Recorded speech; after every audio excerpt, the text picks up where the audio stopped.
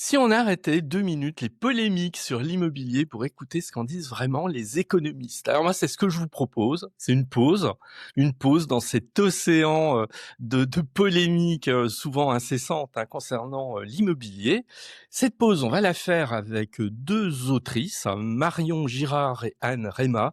Elles sont toutes les 2 enseignantes chercheuses en économie à l'ESPI, l'École supérieure des professions immobilières, et elles ont co-dirigé un ouvrage, L'économie de l'immobilier, que j'ai lu avec beaucoup d'attention et que j'ai particulièrement apprécié pour son ton didactique, très approprié, en phase avec les problématiques du moment, tout en prenant du recul. C'est vraiment un ouvrage que je conseille quand on veut comprendre l'économie de l'immobilier dans son ensemble. Alors, le programme, eh ben, on est allé picorer dans un certain nombre de sujets. La nature de la crise actuelle, elle pose question. Les effets de l'encadrement des loyers vus sous l'angle de 2 économistes, le DPE, le dispositif Jeanbrun et j'en passe. Voilà, bon, c'est une discussion que j'ai eue avec Marion et Anne. On va donc traiter de factuel, on va prendre du recul sans langue de bois. Passion Immo, c'est parti.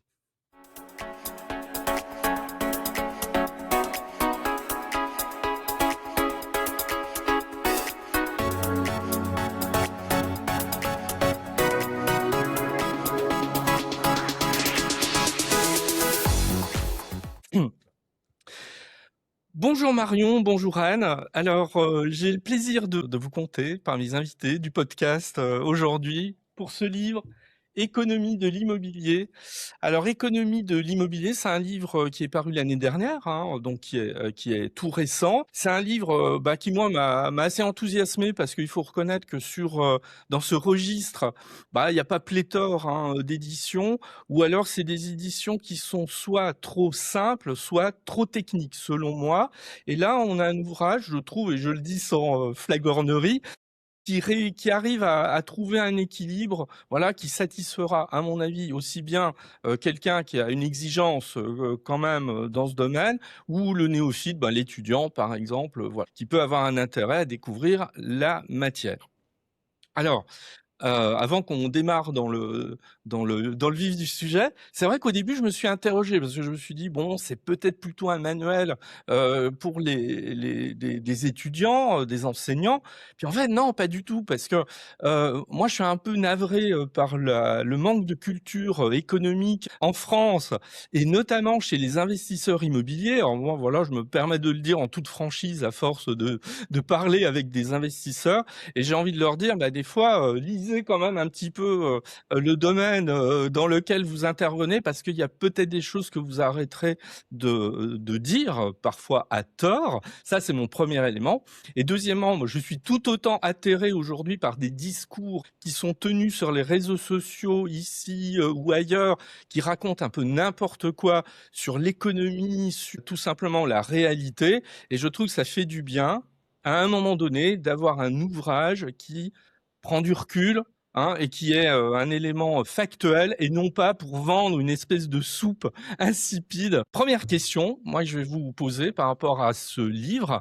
Est-ce que vous pouvez m'expliquer, alors l'une ou l'autre, ou les deux, hein, successivement, comment on travaille sur un tel ouvrage dont vous avez assuré la direction, vous n'avez pas rédigé la totalité des chapitres.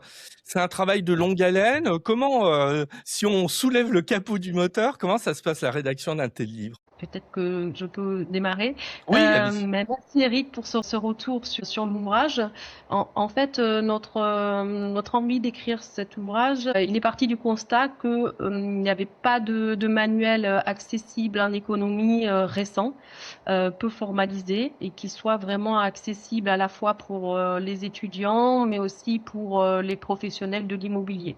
Chaque chapitre est en fait conçu pour être lu finalement de façon autonome et on peut aller rapidement au chapitre qui intéresse. Alors après, c'est vrai que sur la structure de l'ouvrage, on a beaucoup réfléchi avec Marion parce que l'immobilier, c'est quand même un champ qui est énorme. Et donc, bon, associer à la fois une analyse économique sur chaque élément de l'immobilier, ça a été un peu des questions qu'on s'est beaucoup posées au départ. Et finalement, on est parti sur une structure de l'ouvrage avec un chapitre introductif sur la place de l'immobilier dans l'économie, son poids, et un chapitre sur le modèle de Di Pasquale et Wheaton, qui est très peu connu en France et qui est en fait un bon modèle de départ parce qu'il permet d'associer en fait les trois grandes fonctions de l'immobilier. L'immobilier produit un service de logement ou un service pour que les entreprises puissent se livrer à leurs activités économiques. L'immobilier est aussi un actif souhaité pour les rendements qu'il peut apporter, pour les loyers qu'il peut apporter. Et l'immobilier, c'est aussi de la construction. C'est que chaque année, des constructions neuves qui viennent augmenter la production nationale.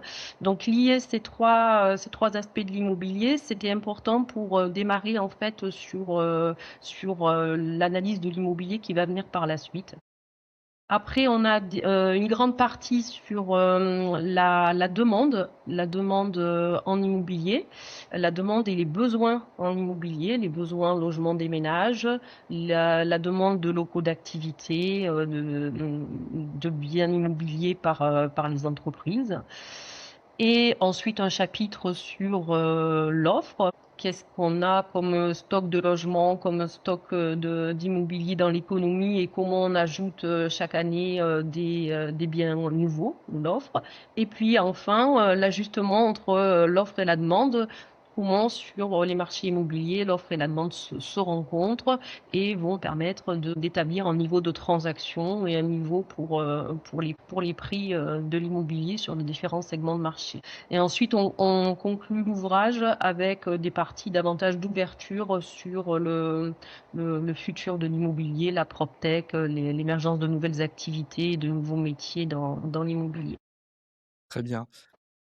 Marion, bah, je vais me tourner vers vous maintenant. Sur un ouvrage comme ça, comment on choisit des auteurs, comment aussi on écarte des sujets, parce que sur un sujet comme ça, on peut très bien faire 600 pages sans problème. Oui, oui, tout à fait.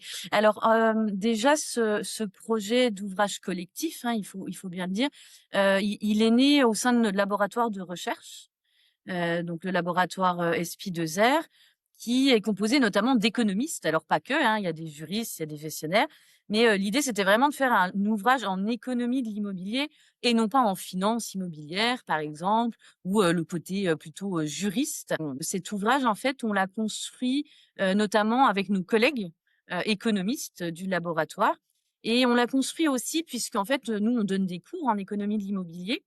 Et en fait, en connaissant, les besoins des étudiants, on a pu construire aussi cette trame, d'ouvrage, et comme Anne l'a dit, avec, la demande, l'offre et puis, cet équilibre qu'on doit retrouver sur le marché immobilier. Et donc on s'est appuyé en fait sur nos ressources, que sont nos collègues, en économie.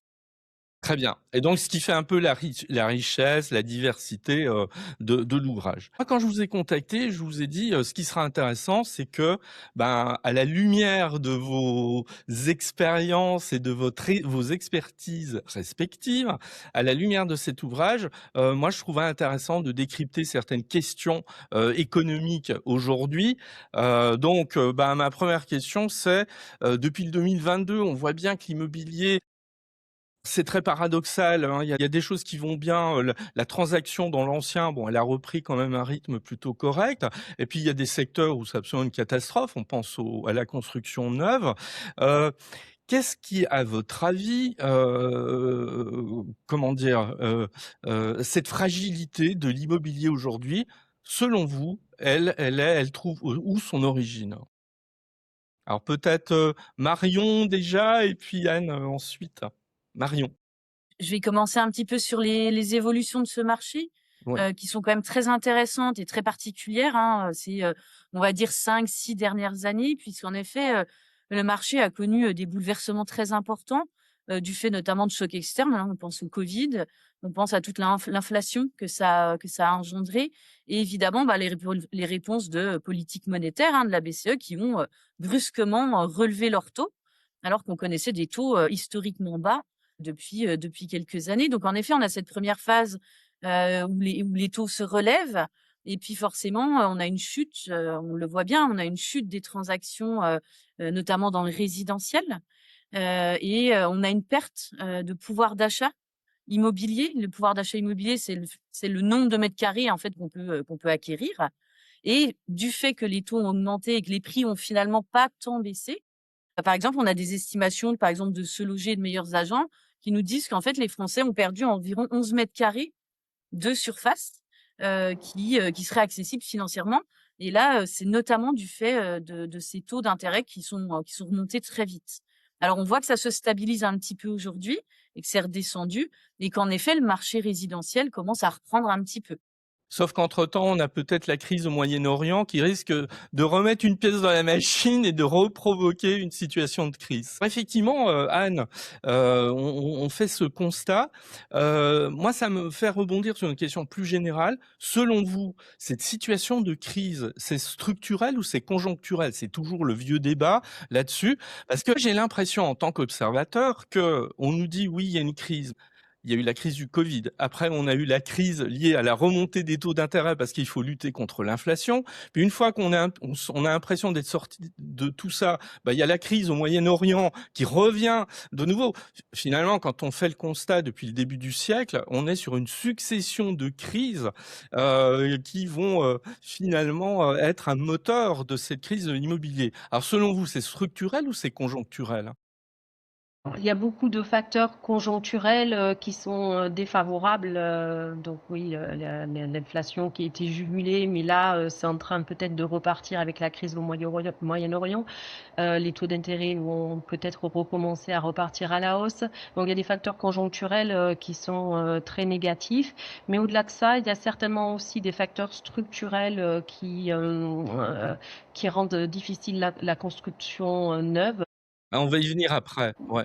Oui, il y a au moins deux facteurs qui me semblent, moi, un petit peu pénalisants pour la construction neuve. C'est peut-être le mode de financement de cette construction neuve. Le financement en VFA, par exemple, est-ce qu'il est encore adapté à l'économie actuelle?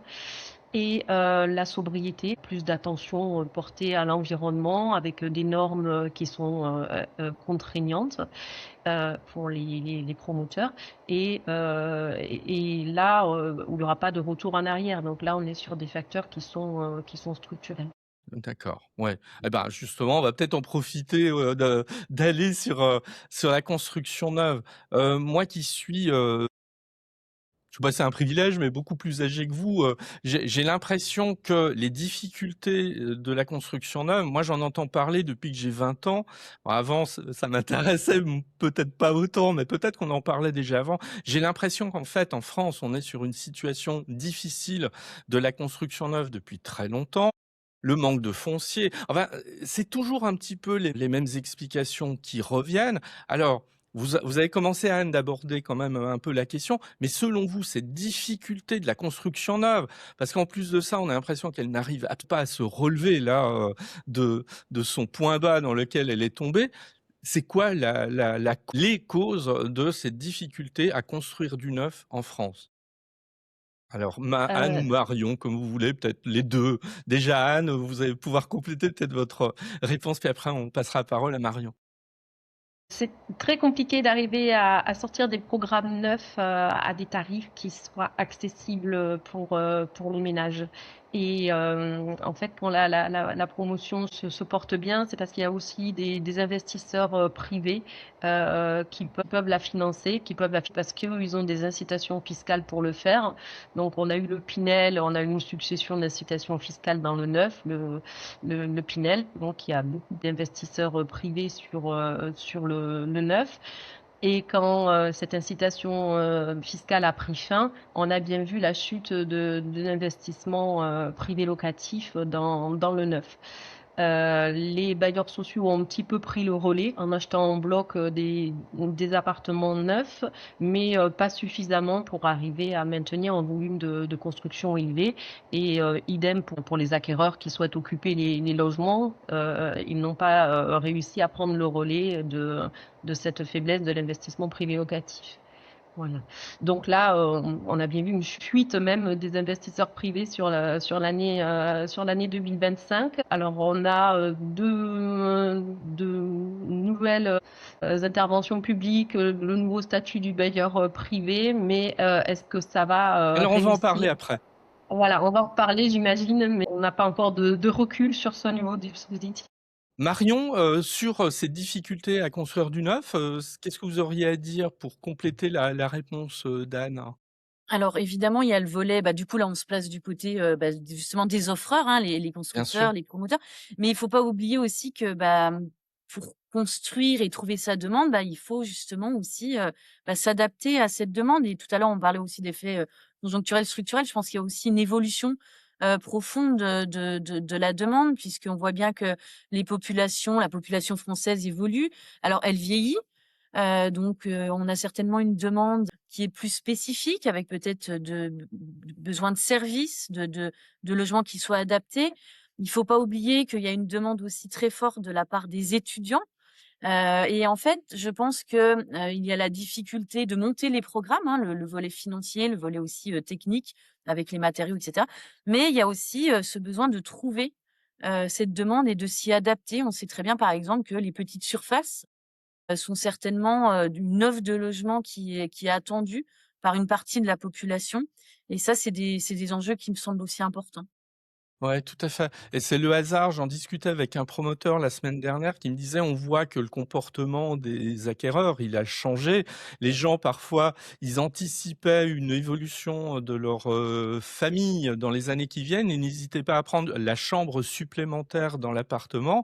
Et là, bon, ils sont un peu à l'os, hein. Ils prennent ce dont ils ont besoin exclusivement, mais ils cherchent pas spécifiquement à se projeter sur un agrandissement de la famille. Ils verront plus tard, voilà. Et ça, c'est un comportement aussi, effectivement, qui a pu changer. Alors, toujours sur, j'aimerais votre avis sur une question qui est celle des cycles en immobilier. Il y a quelques années, il y a déjà, oui, il y a une quinzaine d'années, j'avais eu une discussion avec le président national de la FNAIM qui, lui, il faisait cette réflexion et moi, j'aimerais bien que vous l'analysiez parce que peut-être qu'elle est toujours d'actualité. Lui, il disait: «Par le passé, on avait une certaine visibilité. On savait qu'il y avait des cycles, il y avait des cycles avec des points bas en immobilier et puis on savait que ça allait repartir et cetera. Donc on était assez habitués à ça. Ça nous aidait à supporter les périodes, on va dire de vache maigre» et lui disait: «On a l'impression en gros depuis les années 2008 que cet enchaînement de cycles, avec une prévisibilité sur les cycles, c'est un peu cassé et que, il y a une, très forte, imprévisibilité sur, les successions à venir». Elle me disait: «On alors aujourd'hui, moi, je trouve, on navigue à vue et on a de plus grandes difficultés à ce que l'économie nous aide à comprendre, nous, notre métier et à se projeter». Qu'est-ce que vous pensez de cette, observation? Marion, déjà, peut-être? Oui, oui, tout à fait. Alors on sait que l'immobilier, que ce soit la construction, notamment, on dit: «Quand le bâtiment va, tout va». On sait qu'en effet, c'est des secteurs, en fait, qui sont très liés au cycle économique, qui sont aussi des signaux, en fait, pour l'économie, notamment le secteur du bâtiment. Et en effet, on a l'impression que des fois les cycles s'accélèrent un petit peu depuis 2008 et que finalement c'est pas très stable, c'est pas très prévisible. Alors faut pas oublier quand même que les derniers chocs aussi qu'on a vécus, c'était des chocs, exceptionnels, l'effet notamment du Covid, hein, je pense. Et puis il faut pas oublier quelque chose, je pense, qui est un peu en fond, dans le secteur immobilier, c'est que le secteur immobilier, il a été très, financiarisé. Quand on parle d'actifs immobiliers, c'est plus simplement, le foyer qui va, ou le ménage qui a un petit peu d'épargne et qui va investir dans un logement pour le louer et puis préparer sa retraite. C'est beaucoup plus que ça. Et en fait, quand on voit, les foncières, quand on voit, les véhicules, financiers ou les sociétés, immobilières qui sont cotées, il faut pas oublier que maintenant l'immobilier, il y a une grande part qui relève un peu de la finance et des mécanismes de la finance. et ça peut aussi en partie expliquer, peut-être une volatilité ou en tout cas des mécanismes qu'on a peut-être un petit peu plus de mal à saisir parce que, bah, on les voit peut-être pas au quotidien et en fait, on les voit peut-être au travers de certains indicateurs financiers. Et Ouais. ça, je pense que la financiarisation, c'est quelque chose qui est sous-jacent, mais qui est important. Tout à fait. Alors, bah, justement, Anne, on va rebondir là-dessus. Est-ce que vous pourriez déjà, pour ceux qui nous écoutent, hein, qui a un public, pas nécessairement, de spécialistes de la question. Premièrement, qu'est-ce que c'est que la financiarisation de l'immobilier? Et deuxièmement, est-ce que par cette financiarisation dont on est d'accord qu'elle s'est développée, est-ce que finalement ça ne met pas à l'écart des investisseurs qui étaient des investisseurs plutôt traditionnels? Qu'est-ce que vous en pensez, Anne?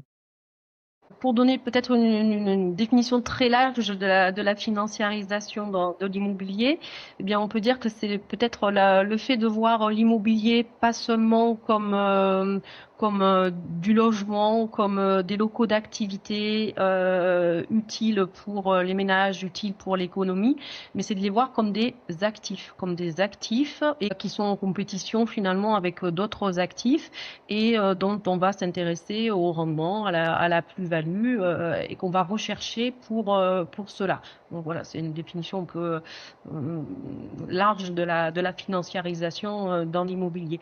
Et oui, cette vision, elle a quand même pris plus de pas. Du côté des grands intermédiaires qu'on va voir comme des grands fonds qui détiennent des biens immobiliers, mais aussi au niveau ménage avec justement ces investisseurs locatifs dans le privé qui sont des ménages, hein, en très grande partie, ce sont des ménages qui investissent dans ces actifs immobiliers qu'ils n'ont pas l'intention d'occuper, et qui n'occuperont probablement jamais. D'accord, bien. Alors, moi, je voudrais qu'on aborde maintenant 2 points qui sont 2 points, alors d'une part l'encadrement des loyers. Par ailleurs, la rénovation énergétique et les normes. Alors pourquoi j'aime bien, oui. Pourquoi je voudrais qu'on traite ces 2 sujets? Parce que je trouve que sur ces 2 sujets, on a une polarisation, du débat. Mais bon, le débat politique, il est ce qu'il est aujourd'hui, il est très excité, voilà, un peu énervé, hein, quand même, voilà. Et je trouve que sur ces questions-là, c'est ce qui se déroule. Alors on va déjà aborder un peu la question de l'encadrement des loyers. Là, on est à quelques jours ou quelques semaines, on ne sait pas d'un rapport qui devrait être rendu public, qui a été déposé. Est-ce qu'il aboutira à, un texte, ou des textes à ce sujet? On est un peu dans l'expectative à ce niveau-là. Moi, ma première question sur l'encadrement des loyers, qui est très, très critiqué, hein, on le voit bien sur les réseaux sociaux et cetera. Alors, dans un premier temps, je vous demande pas votre point de vue directement sur l'encadrement des loyers, mais est-ce qu'on pourrait ne pas voir l'encadrement des loyers finalement comme une manière d'essayer de domestiquer des règles économiques? Et est-ce que c'est pas une manière finalement, bah, de ne pas laisser faire le marché? Et est-ce que, bah, c'est là moi votre regard, d'économiste qui m'intéresse. Est-ce que l'immobilier, c'est un marché comme les autres ou est-ce qu'on peut se permettre finalement de ne pas le considérer comme un marché comme un autre? Est-ce qu'il faut le réguler? Alors peut-être on va démarrer par Anne et puis ensuite, Marion. Oui, ça fait très longtemps qu'il y a des mesures de régulation sur le marché immobilier. Donc Marion et moi, on est toutes les deux dans des villes où l'encadrement des loyers est appliqué. Donc Montpellier et Lille, c'est appliqué. Pourquoi on a mis en place l'encadrement des loyers? C'était pour arriver à maîtriser l'évolution des loyers avec d'autres mesures également dans ce sens. Donc de ce point de vue, ça a quand même permis, oui, de cette augmentation des loyers. Je pense que là-dessus, les travaux convergent. Mais en revanche, il y a aussi des effets pervers, comme pour toute politique. Peut-être l'objectif qu'on s'était fixé, mais avec l'émergence aussi d'effets pervers. Voilà. Alors, il y a beaucoup d'éléments qui sont cités. Par exemple, peut-être que les propriétaires prennent moins d'attention sur l'entretien de leurs biens. Ça peut être un effet non voulu. Le fait aussi que l'encadrement s'applique sur la ville, mais pas forcément sur les communes alentours, ce qui fait que là, on peut vraiment avoir peut-être des effets pervers parce que les ménages qui sont les détenteurs des logements, hein, en France, ce sont surtout des ménages qui sont des bailleurs privés, euh, quand ils ont à choisir finalement leurs locataires, ils vont prendre les meilleurs dossiers, ce qui fait que les locataires qui ont peut-être des dossiers un petit peu moins bons vont se retrouver finalement un petit peu plus loin de la métropole qui applique l'encadrement des loyers et avec des loyers qui paradoxalement vont être supérieurs que dans la ville où on applique l'encadrement. Donc là, on va vraiment avoir un effet qui est contraire à celui recherché avec des ménages modestes finalement qui vont avoir la double peine de loyer plus élevé et en plus l'éloignement par rapport au centre-ville. Voilà, ça c'est un des effets pervers que peut produire. Bien. Marion, ça veut dire qu'il faut jeter l'encadrement des loyers parce que les effets pervers qui sont mis en avant par Anne, bon, ils sont suffisamment significatifs pour qu'on les balaye pas hein, dans une réflexion. Qu'en pensez-vous? Alors, non, je pense pas qu'il faille jeter l'encadrement des loyers. Il faut attendre en effet aussi les résultats, hein. C'est le travail de l'évaluation des politiques publiques qui est très important et en fait, malgré tout et vous le disiez Eric, le marché immobilier, c'est un marché qui est très, très spécifique et en fait, là, on parle de l'encadrement des loyers, là, on parle bien des grandes métropoles, c'est ce qu'on appelle les zones tendues, donc qui cumulent une forte demande et des prix, bah, et forcément qui explosent. Donc déjà, l'encadrement des loyers, c'est pour certains espaces, c'est certains territoires. Et puis, en effet, en fait, on peut pas parler d'un seul marché immobilier français. Il faut différencier aussi les contextes locaux. On sait par exemple qu'à Paris, l'explosion des prix, alors elle est liée à une demande, évidemment, elle est liée à une très forte attractivité, mais elle est liée aussi parce que Paris peut être une réserve de valeur, par exemple, pour des investisseurs qui ne sont même pas sur place. Donc en fait, il faut composer, j'ai envie de dire, entre les différentes dimensions, usages ou destinations des biens immobiliers et c'est ça la complexité de réguler, ces marchés, en sachant que derrière, il y a quand même des enjeux sociaux très forts donc il me semble que les politiques publiques sont quand même importants. Ouais, tout à fait. En tout cas, moi, ce que je retiens de vos 2 interventions, c'est que c'est un sujet où, il est difficile quand même d'avoir une vision noire ou blanche, c'est-à-dire extrêmement binaire. C'est un sujet complexe et c'est vrai que malheureusement dans le débat, on a plutôt cette opposition, de contraires qui, je trouve, nous évite de vraiment réfléchir, hein, sur cette question. Alors maintenant, je voudrais qu'on parle de rénovation énergétique parce que c'est pareil, c'est un sujet qui est devenu, très polémique, hein. J'aimerais avoir votre point de vue, donc votre point de vue d'économiste, c'est-à-dire qu'on a on a une politique de rénovation énergétique qui se traduit, mais pas que, par le DPE. Le DPE est très décrié. Il y en a même qui disent il est totalement inutile. Il faut laisser faire le marché. Il faut laisser des biens éventuellement très mal classés, parce que là, on est en train de détruire. Hein, alors, c'est pas ma pensée nécessairement. Hein, enfin, c'est même pas ma pensée du tout. Mais en tout cas, c'est ce qu'on entend. Voilà, il faut mettre à bas tout ça, faut aller vers plus de simplicité. Les normes, il y en a marre, voilà, c'est un discours aussi qu'on entend. Alors Marion, qu'est-ce que vous pensez de ce discours qu'on entend hein, et qui est très présent aujourd'hui? Oui, bah, ce discours, moi, il me paraît un peu contre-intuitif parce que finalement, le marché fait assez bien les choses, puisqu'en fait, on constate très bien que le DPE valorise les biens les moins énergivores et dévalue, les biens très énergivores. Donc malgré tout, c'est-à-dire que le signal est bon et que les consommateurs, les acheteurs ont conscience qu'un mauvais DPE, c'est des factures supplémentaires. S'il y a pas de travaux, c'est une valeur du bien qui chute. Donc malgré tout, en fait, le DPE apparaît quand même comme un signal. Alors, est-ce que les acheteurs feraient ce même constat sans le DPE? C'est une question. Mais ce qu'on sait, c'est qu'en économie, l'incertitude, c'est jamais bon.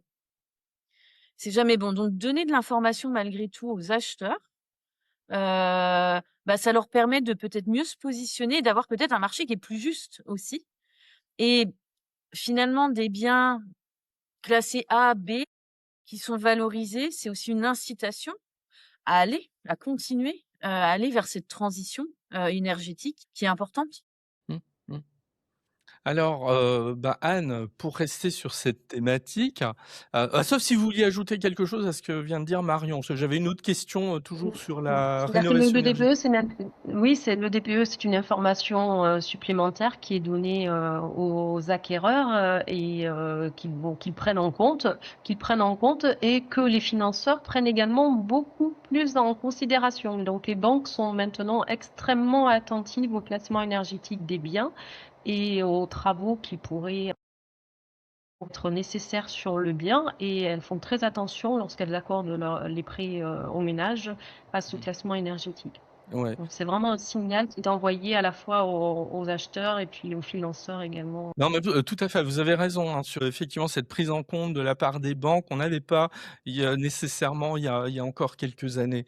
Alors pour justement rester sur cette question, on va parler un peu de la prime Rénov', mais pas sous l'angle, détail de la prime Rénov', ce qu'elle finance ou pas, et cetera. Bon, on a vu, les déboires de la prime Rénov' quand même, qui sont à la fois des déboires liés à ce changement de passe, enfin trop souvent, qui fait que ça perd un petit peu quand même ces utilisateurs de primes. Mais moi, il y a un autre aspect qui m'intéresse, et là encore, c'est le regard des économistes qui m'intéresse, c'est est-ce que ces aides qui sont censées apporter du financement pour la rénovation énergétique aussi bien aux bailleurs qu'aux propriétaires de leur habitation principale, des biens qu'ils occupent, est-ce que c'est à la hauteur des enjeux globaux de rénovation énergétique sur ces plusieurs décennies, ou est-ce qu'on est un peu petit bras sur cette question? Qu'est-ce que vous en pensez? Alors Anne ou Marion? Ce qui remonte beaucoup du terrain par rapport à ma prime rénov, c'est la complexité. Voilà, quand on a, pour avoir accès au financement, les ménages ont besoin de recourir aux compétences d'une association ou d'un intermédiaire qui va leur expliquer comment fonctionne l'aide et comment pouvoir y avoir accès. Donc c'est quand même un dispositif qui est complexe et puis qui ne va pas prendre en charge la totalité des travaux de rénovation. Donc ça doit souvent être complété par d'autres financements. Voilà. Donc c'est à la fois l'insuffisance du financement et puis la complexité pour les ménages. Marion, sur vraiment cette question, est-ce qu'on est à la hauteur des enjeux environnementaux avec cet outil qu'est la prime Rénov'? Alors ça, c'est une question complexe et un petit peu, qui peut créer des tensions, puisqu'en fait, on a des enjeux, très importants et en fait, moi, ce que je perçois, c'est qu'en fait, il y a des enjeux de court terme. Par exemple, dire aux promoteurs que, par exemple, il faut faire attention, à la construction de ces matériaux, qu'il faut peut-être se pencher vers la rénovation, alors qu'on sait que la rénovation coûte cher, que les matériaux coûtent cher.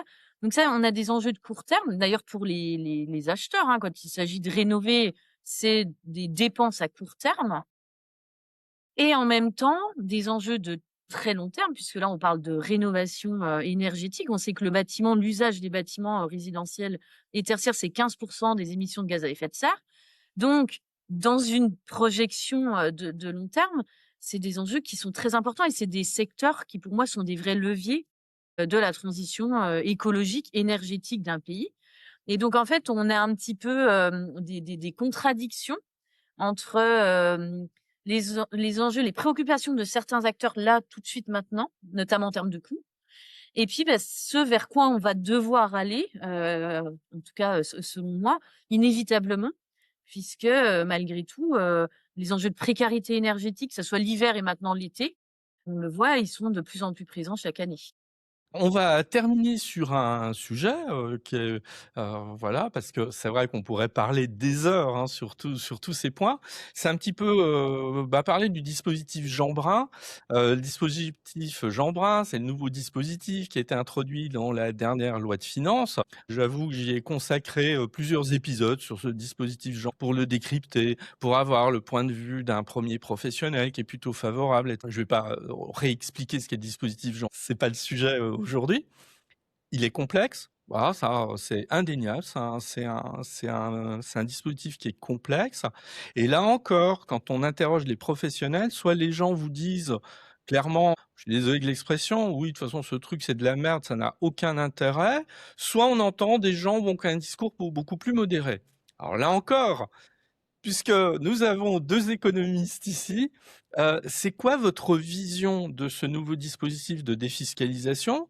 Est-ce qu'il est à la hauteur de, l'ambition du gouvernement de remettre sur les rails, le enfin plutôt de sortir que ce soit un outil qui nous permettrait de sortir de la crise de l'immobilier en France? Alors Anne peut-être déjà et ensuite, Marion. On avait un vide quand même, hein, un grand vide laissé par la disparition du Pinel. Et donc ce nouveau dispositif, finalement, il vient s'inscrire dans ce vide. Alors, est-ce qu'il est intéressant pour les investisseurs privés? Chacun va faire ses calculs, Oui, ça va il y a des dépendre de calculs à faire. beaucoup de choses. On a déjà beaucoup de simulateurs qui sont... Ce dispositif, il est nouveau, donc est-ce que les acteurs vont se l'approprier? C'est difficile à dire. Il est nouveau, il fonctionne avec de l'amortissement, alors que le Pinel, on était sur un autre format. Il y a quand même des éléments aussi positifs, le fait de prendre en compte l'ancien. Alors même si les professionnels disent oui, c'est vrai que ça va pouvoir financer les gros travaux de rénovation, mais il va falloir venir sur une étiquette énergétique A qui ou est B. impossible à atteindre dans l'ancien. Donc on a quand même pas mal d'interrogations qui remontent du terrain par rapport à ce nouveau dispositif. Mais il existe. Et puis il a quand même été porté aussi par une demande des associations de propriétaires immobiliers ou d'investisseurs dans l'immobilier. Donc à voir. Après, il pourra peut-être être réaménagé à l'avenir pour coller mieux aux attentes des uns et des autres. C'est un premier point de départ, peut-être, on va dire. Tout à fait. Marion, est-ce que vous voulez ajouter, quelque chose sur le Jeanbrun? Non, mais tout à fait. Je pense qu'on en verra un petit peu les effets plus tard, hein. En effet, est-ce que les acteurs vont s'en saisir? C'était aussi une demande, des promoteurs, hein, ce dispositif. Une fois de plus, je pense que ça questionne quand même, ce modèle de la construction neuve en France qui, malgré tout, a besoin aussi d'intervention publique pour, se relancer. Notamment, on le voit bien dans les creux, hein, dans les périodes un petit peu de crise, de récession. Malgré tout, l'intervention publique semble, un pilier, pour ce secteur et donc ça questionne forcément un petit peu ce modèle de la construction. Alors finalement, j'ai une dernière question, que je voulais vous poser. Je vais en profiter, je vais vous demander, voilà, une réponse à l'une et à l'autre. Vous avez le droit de ne pas être d'accord, hein, sur la question que je vais vous poser, qui est une question difficile en plus, voilà. Je reconnais que je n'aimerais pas qu'on me la pose, donc c'est pour ça que je vais profiter de vous la poser. Comment, au regard de nos constats, aujourd'hui, en ce début d'année 2026, comment vous voyez l'immobilier sur cette année 2026? Est-ce que vous avez des observations à faire? Je ne parle pas de prédiction parce que je trouve toujours ça un peu ridicule, mais est-ce que vous avez des éléments d'appréciation sur, selon vous, comment va se dérouler cette année 2026? Alors, on va commencer par vous, Marion, déjà. C'est une très bonne question puisqu'en fait, le contexte actuel rechamboule tout. Donc, on voyait quand même qu'il y avait des signes un petit peu positifs, hein. Il y a des signaux qui repassaient un petit peu ouverts, hein, sur les ventes notamment, sur la construction peut-être un petit peu aussi.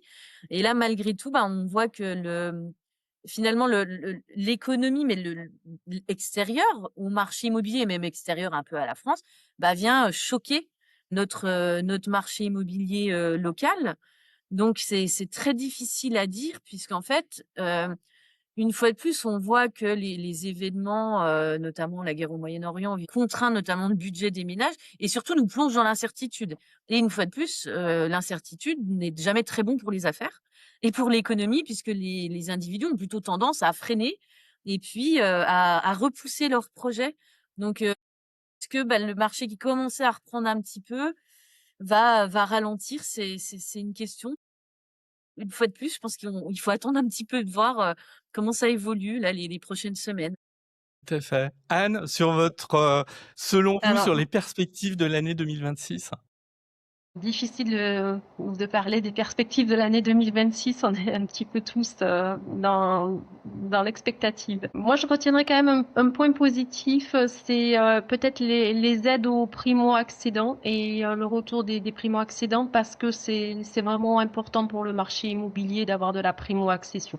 Donc toutes les mesures qui sont faites pour aider les primo-accédants à accéder à la propriété, c'est important. C'est important aussi pour le marché locatif, parce que ça va libérer des biens, ça va engendrer plus de rotation sur le marché locatif. C'est important d'avoir un bon flux de primo-accédants. Et de ce point de vue, le prêt à taux zéro, c'est quand même bien. Le bail réel solidaire, à Montpellier, on a pas mal de programmes qui se montent avec du bail réel solidaire. Ça permet vraiment de tomber les prix pour les jeunes acquéreurs. Ça, c'est vraiment des éléments positifs pour le marché immobilier. Ouais, tout à fait. Très bien. Eh ben, je vous remercie toutes les deux d'avoir accepté ce temps d'échange, voilà, qui était un temps de décryptage, qui était un temps sans polémique, qui permettait de prendre du recul, d'observer. Et je ne peux que recommander cet excellent ouvrage qui est disponible dans toutes les bonnes librairies, même chez Amazon. Si voilà, je suis pas toujours hyper fan d'Amazon, mais c'est pas grave. Chez Amazon, à la Fnac, à des petites librairies, voilà, on trouve cet ouvrage qui est vraiment très très bien si on veut comprendre l'économie. Et je sais que j'ai plutôt des auditeurs investisseurs. Moi, je leur recommande ça parce que c'est intéressant quand même de comprendre les mécanismes économiques dans le secteur dans lequel on investit. Voilà. Merci à toutes les deux. Merci beaucoup, Eric. Merci beaucoup pour ce temps d'échange. Merci.